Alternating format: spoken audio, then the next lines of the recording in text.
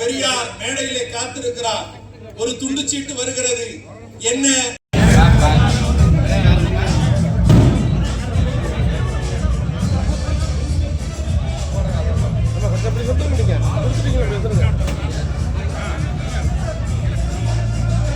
கொஞ்சம் கீழே வந்துருங்க சார், கீழே உட்காரு.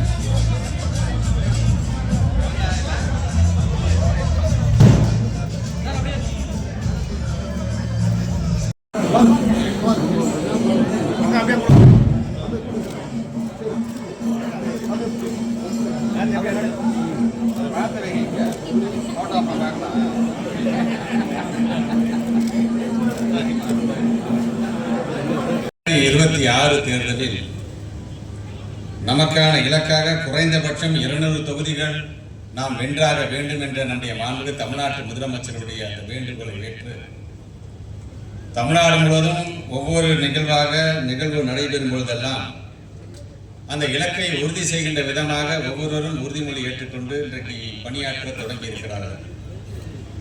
ஒவ்வொருவரும் உறுதியேற்று தன்னுடைய பணிகளை செய்யும் பொழுது உங்களுடைய மாவட்ட கழகத்தினுடைய செயலாளர் இன்னைக்கு ஒரு கட்டடத்தையே எழுப்பி, இந்த கட்டடம் என்பது திராவிட முன்னேற்ற கழகத்திற்கான, குறிப்பாக இந்த கட்டடத்தை செங்கற்களை வைத்து நாம் கட்டியிருக்கிறோம் என்று சொல்லும் பொழுது 2026 தேர்தல் முடிந்த பிறகு இந்த தொகுதி என்கின்ற கட்டடத்தை நம்முடைய உடன்பிறப்புகள் மூலமாக திராவிட முன்னேற்ற கழகத்திற்கு நாம் பெற்று தருகின்ற விதத்தில் அந்த உறுதிமொழியை ஏற்கின்ற ஒரு நிகழ்வாக இந்த நிகழ்வு ஆக வேண்டும் என்றுதான் நாம் உறுதியேற்க வேண்டும்.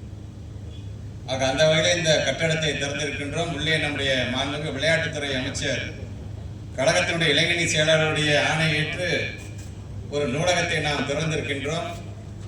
குறிப்பாக அனைவரும் ஒன்று சேர்ந்து இந்த நிகழ்விலே நாம் கலந்து கொள்கிறோம் என்று சொல்லும் பொழுது நம்முடைய இயக்கத்தினுடைய தலைவர் இன்றைக்கு அமெரிக்கா நாட்டுக்கு சென்றிருக்கிறார் என்று சொன்னாலும் இன்றைக்கு பல்வேறு முதலீடுகளை இன்றைக்கு கொண்டு வருவதற்கு, குறிப்பாக அவர் சென்றது என்பது நம்முடைய படித்த இளைஞர்களுக்கான அந்த வேலை வாய்ப்பை உருவாக்கி தர வேண்டும்.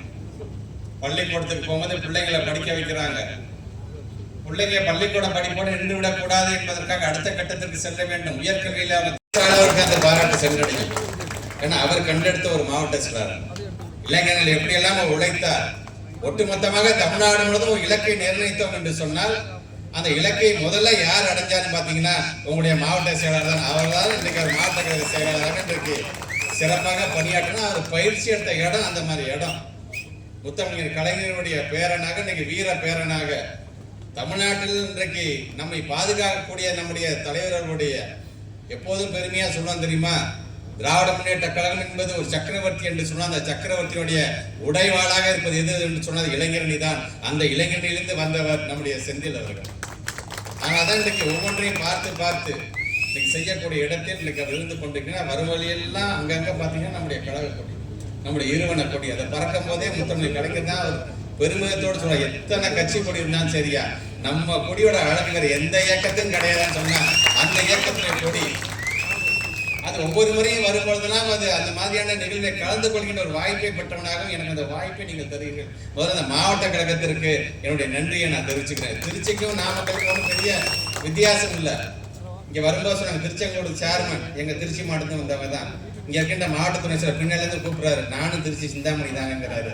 ஆக திருச்சிக்கும் நாமக்கலுக்கும் பெருசா தூரம் இல்லைங்கிற அளவில் இன்றைக்கு நல்ல ஒரு உடன்பிறப்புகளை பெற்றிருக்கின்ற ஒரு மாவட்டமாக இந்த மாவட்டத்தை நாங்கள் பார்க்கின்றோம்.